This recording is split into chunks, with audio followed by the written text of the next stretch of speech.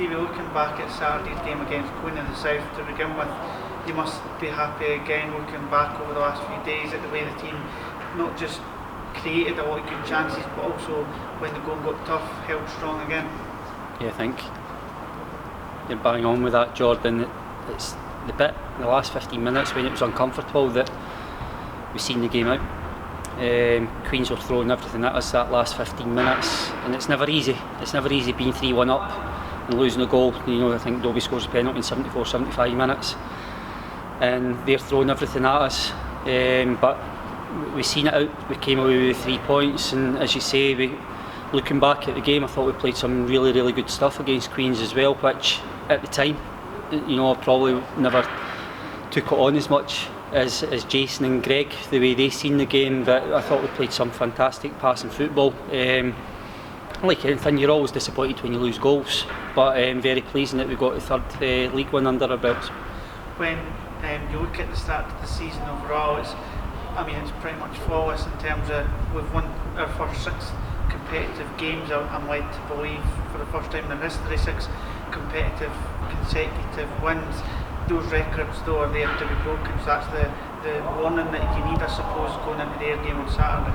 Yeah, it's great to obviously have the 6 consecutive wins. I think that's the first time in 20 years or so that we've won the first 3 league games to start a season, which is very pleasing. But what that doesn't guarantee is you go down to Ayr on Saturday and win the game. We've watched the Ayr game against Morton at the weekend. They were very, very unlucky to have lost the game 3-2. They created a lot of chances. They've hit the woodwork. The front 4 caused all sorts of problems for Morton, but Morton found a way of winning the game. And as I say, we've got to concentrate on our own stuff. Somerset Park's never an easy place to go. Can we nullify their attacking players? Make sure we're competitive in the fixture, but also then go and cause them problems as well to score goals like we have been doing. These games have always been competitive over the last few years, both teams managing to find victories, particularly on the road against each other. Do you think that with both teams kind of going for the game from the off, that almost benefits us, that the game's maybe a little bit more open? Yeah, but I said it last week when we were preparing for the Queen of the South game. There's not an easy game in this league. And going down to Ayr United, I'm looking forward to it. It's going to be competitive. It'll show a different side to us again. We're going to have to make sure that we're up for the battle, we're up for the fight. And as I say, it's very pleasing that we've got a squad of players that you can choose who you think the starting 11 is. I think the reaction of the boys when they've been left out of the team and then come into the team. Kerr McEnroy, started against Dunfermline. That was his first start since then, and I thought he was great at the weekend against Queens. Very composed on the ball, great range of passing, and showed that he wanted to play his part as a Dunfermline football player, which was important. But as I say, the rest of the boys have been like that as well, and long may that continue.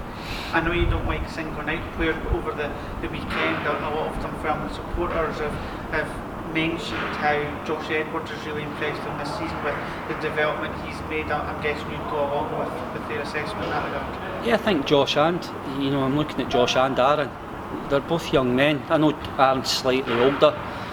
Probably will thank me for saying that, but Aaron's probably been a little bit a later developer in terms of waiting on an opportunity to become a first team regular. But I think the two of them have shown already, that they've developed their games, they're learning. If you look at them at this stage a year ago, they're better players, and I still think there is development in them to make them even better again.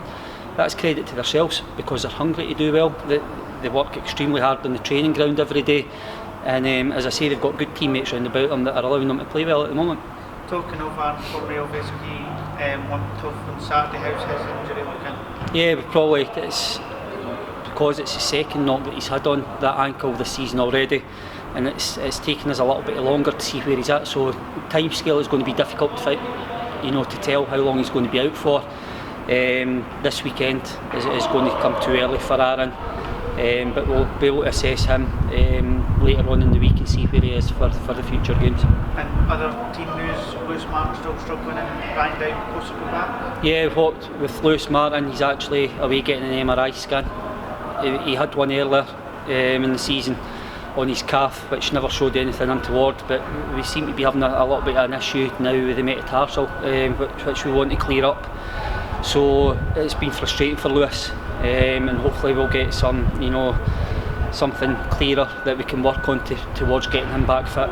Ryan Dow's managed to train the early parts of the week, but again, with it being his hamstring, we don't want to be taking any chances, but he will have a chance at the weekend to be fit.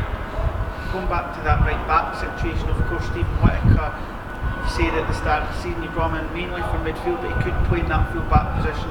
We've spoken to him earlier on, and he mentioned how he's always been versatile throughout his career. He's played right back for a lot of his career, so it was an easy transition for him to make. I suppose that's a big reason you bring him here in the summer, was that you knew you could trust him to move around the pitch if he needed to when these situations arose. Yeah, but that's the mindset of a player as well when you speak to them. It was something that I mentioned. Ian Wilson's done it at Kilmarnock. He's played centre mid, he's played centre back, he's played right back. Lewis Meal, when I went and spoke to him, he can play centre back, he can play at full back. What you've got to work out is, sometimes when you're putting a player in a position that's not his most comfortable position, and that was a decision at the weekend. We decided it felt right to put Ian Wilson in the middle of the park and bring Stephen out to right back without unsettling us, because as I say, Aaron's been doing terrific, and it could have unsettled us. It didn't. We actually finished the half very strong, and that's a compliment to the way Stephen just slotted in at right back and the way Ian Wilson introduced himself to the game. We saw on the substitutes bench on Saturday, Lucas Berry on there for, I think, the first time this season. Of course, going back to the right back situation, you've got Matty Bowman as well, who I'm sure will come into your thinking. So there's still young guys there that's pushing for places and trying to impress you and the rest of the coaching staff. Yeah, definitely. Probably putting Paul Allen, Gabby McGill and Matty Todd. Just, Lucas Berry probably benefited at the weekend, but he's been working extremely hard. He's a local boy who, no doubt, him and his family were excited at being on the bench at the weekend, but he's been working hard, and I've said that age doesn't scare us. Lucas was in there on merit, albeit there was a few injuries, but I'm sure he'll have enjoyed being part of the squad, and as I say, if we feel it's right to go with him again at the weekend, then we'll do so. Good open Saturday.